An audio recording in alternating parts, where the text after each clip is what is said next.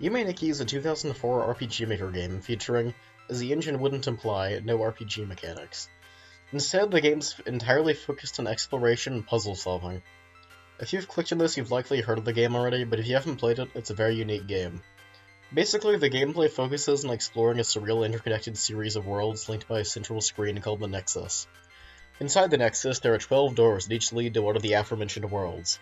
There are also many deeper worlds only accessible from the 12 original ones. This might sound confusing, but if you've played the game, you'll get what I mean. Before I talk about the more intricate aspects of the game, I should probably mention the story. Also, just so you know, this video will contain no spoilers, to the extent this game can be spoiled anyway.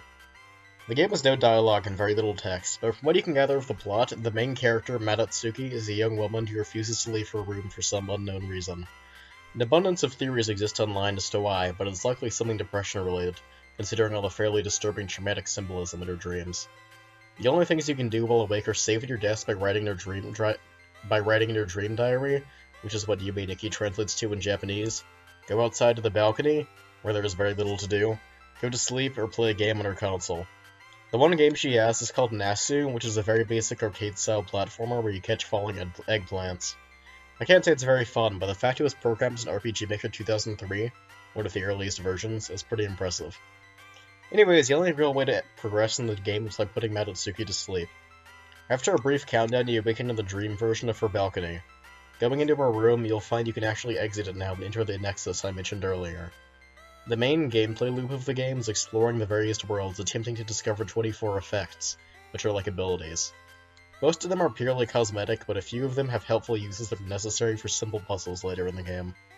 After getting all 24 effects, you only have to fulfill a few more steps to finish the game, but I won't describe what they are as I would like to avoid spoilers. The actual worlds are really enjoyable to explore, even if you have no idea where you're going. Some of them are more linear and some of them are more expansive, and sometimes looping, which is a little infuriating, but they're consistently very memorable. A decent amount of the easier to reach ones are basic black screens with abstract off-putting imagery on them though, which is fairly uninteresting. However, most of the worlds are very unique. Some of my personal favorites include the White Desert, the Wilderness, and the Witch's Island.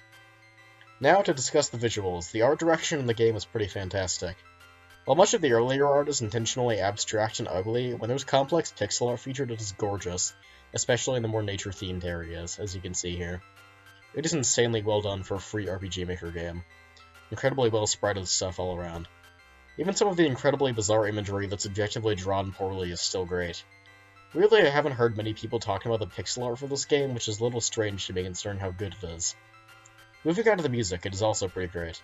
It's all, with the exception of one later game track, which is a full 3 minutes, which is actually the one you're hearing right now, short 2 to 10 second loops, which you would think would get annoying, but in this game it's very fitting. Especially the more ominous dark ambient tracks, they add a severe amount of unpleasantness to some of the creepier areas, which is a good thing. They're simple but very effective in setting the tone of the game.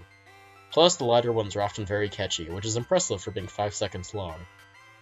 Overall, Yume Nikki is a fantastic surreal exploration game I highly recommend. Probably haven't been very in-depth in this review, but this is legitimately the kind of game you have to play to really understand. Definitely the most fun psychedelic dream exploration game featuring face monsters I've played in a few weeks. Since it's completely free and relatively short, and an amazing game, check it out sometime if you want to. Just make sure you don't buy the newer reboot game, it is pretty horrendous and does not at all capture the original.